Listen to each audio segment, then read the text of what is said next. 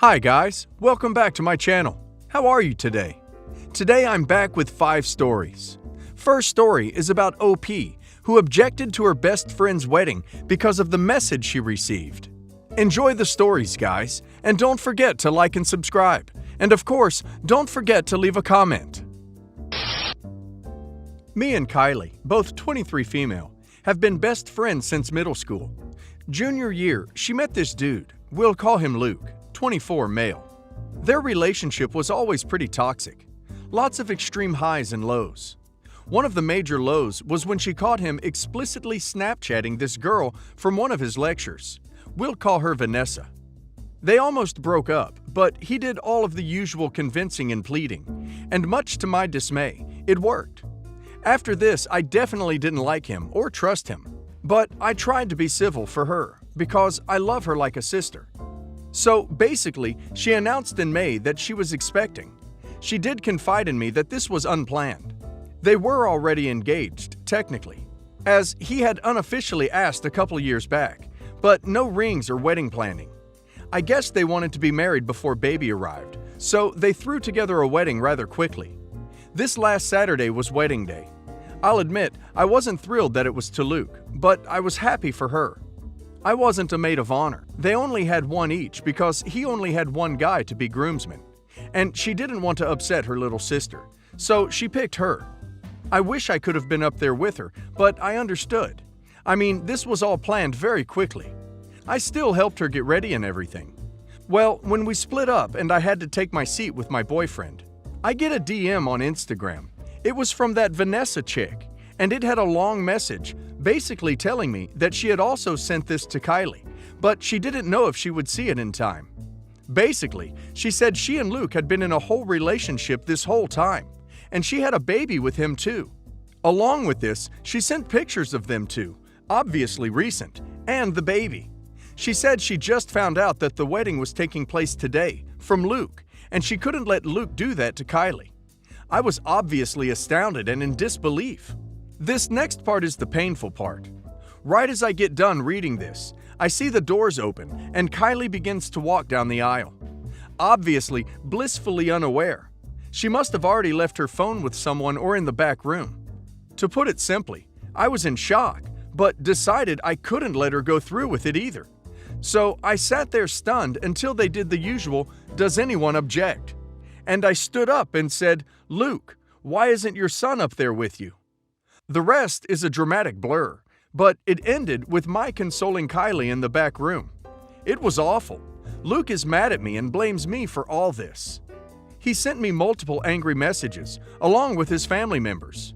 Am I an a-hole? Edit. The whole "does anyone object" did in fact happen at this wedding. I don't know if it's just where I live, if it's normal here, but yes, it did happen. Yes, I agree this is quite dramatic.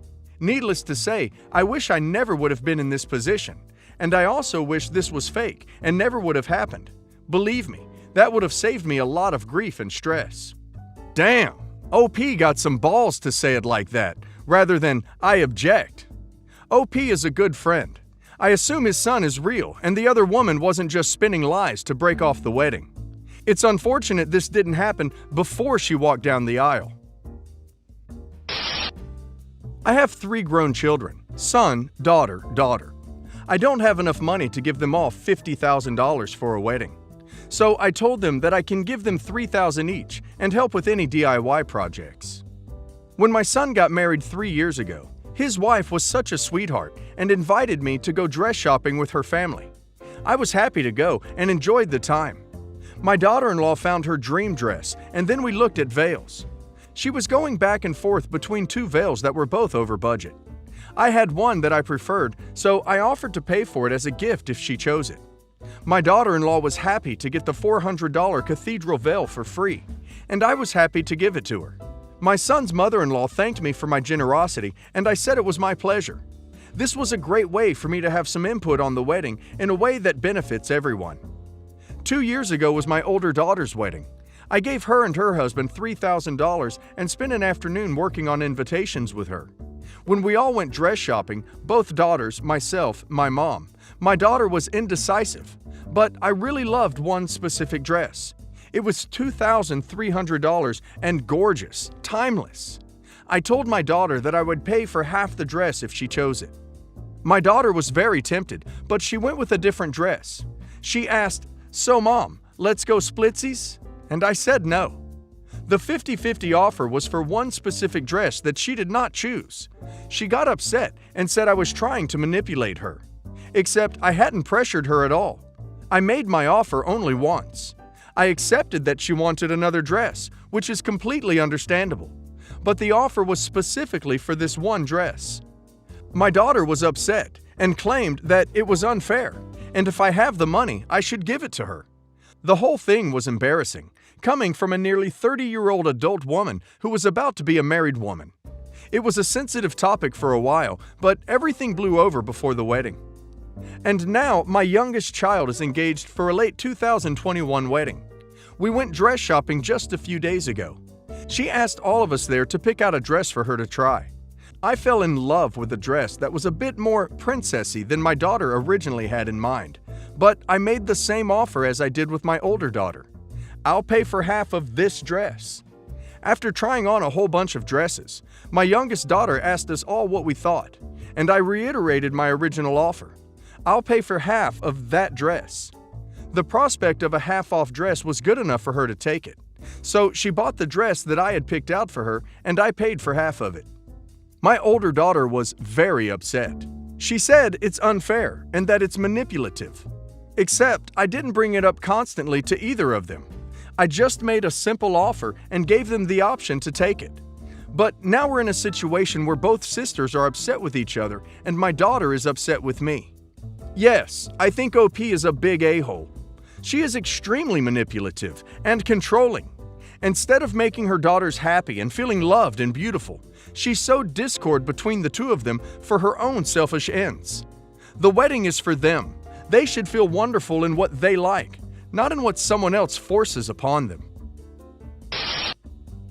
My daughter's mother.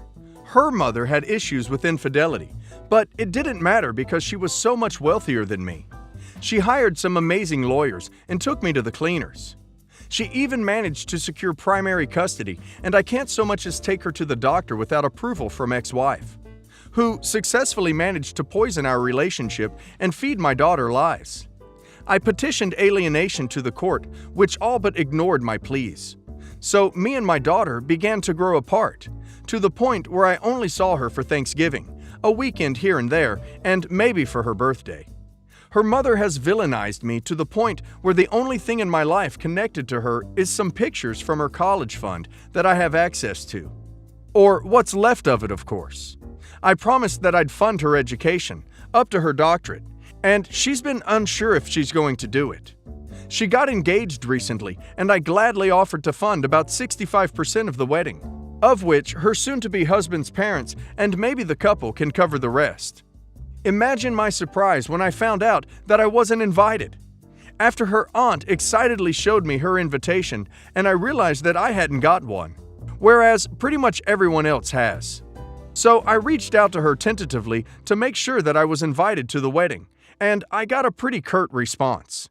A thinly veiled suggestion for me to steer clear of it. At this point, I've had enough. Despite what I've been made out to be, I have always loved her and tried to do right by her, even though I am pretty much a glorified piggy bank. I don't think it's unreasonable to be invited to my own daughter's wedding that I am funding most of, voluntarily. I thought it over some more, then decided to hell with it.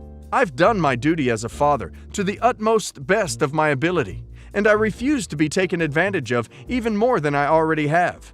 So I want to pool my support for the wedding and a potential graduate degree until we have a proper relationship, because I have needs too. I informed her yesterday, and she lost her crap on me and blocked my number. Am I an a-hole? Not an a-hole of the year. If OP is funding any part of the wedding, them trying to pull a fast one and not have OP invited is a punch right to the face. If you pay for any event of any kind, you should expect to be welcome there. The curt response sounds like they made it clear that they don't want OP there. Painful, but that means that OP shouldn't spend a penny if he is not invited.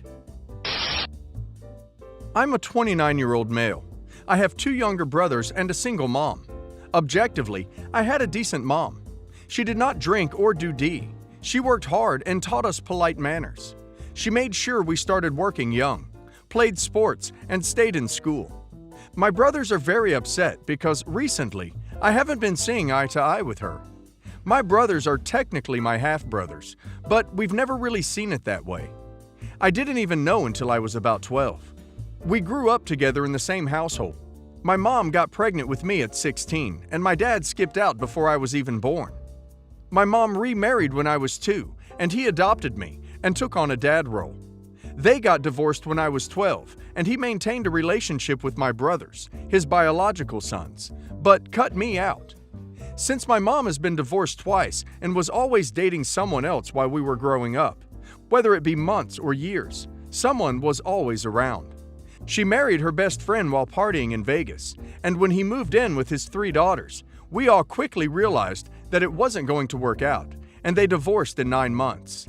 Shortly after, when I was 16, she introduced me to my biological father. They started dating and went from love to restraining order in a matter of 2 months. She finally married a great guy about 10 years ago, but cheated on him with a coworker recently, and they just split up. This ex-husband of hers is the man I consider my stepdad. The issue I'm having is that I'm not trying to relive her same mistakes.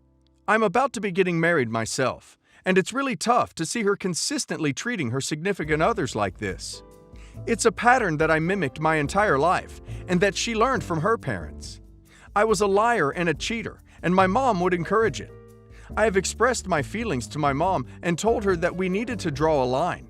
She can't talk to me about her relationships any longer. Well, we sent out wedding invites last week, and I told her that she wasn't allowed to bring her new boyfriend. It's the guy that she cheated on my stepdad with, and I feel like inviting them shows some level of approval and validates her actions, which I have no plans to do. I also think it would be incredibly rude to allow them there since my stepdad will be in attendance. My mom was appalled when I mentioned it to her. My brothers seem equally unhappy. The way I see it, my entire life has always been shared with whoever her fling is. I look back at pictures from birthdays and holidays and sports games, and it's always a different family picture. I don't want to look back at my own wedding pictures 30 years from now and wonder who this guy was too. I'm positive that my mom did her best raising me. I know she loves me. I realize that a lot of the resentment I have towards my upbringing is due to my dad cutting ties with me. But I really don't want my mom's marriage-ruining energies anywhere near my wedding. My fiancé is in strong support of my decision, but my immediate family is not. Am I an a-hole? OP is not an a-hole. I can relate, and I have so much respect for OP for breaking the cycle of broken families and failed relationships.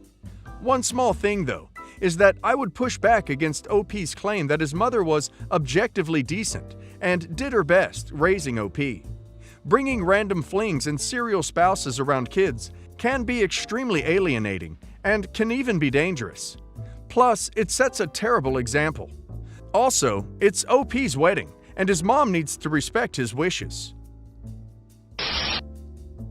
My half-sister Dee Dee, 40, and I, 27 female, found out we were both expecting baby girls earlier this year.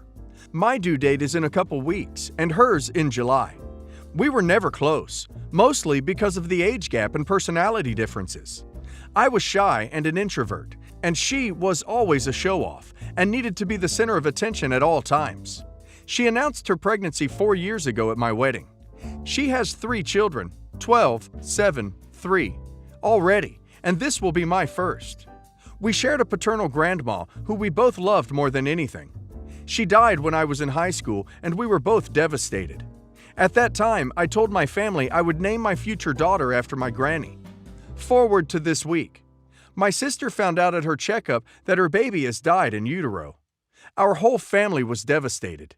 While I couldn't be with her physically, we have been speaking on the phone and video chatting every day.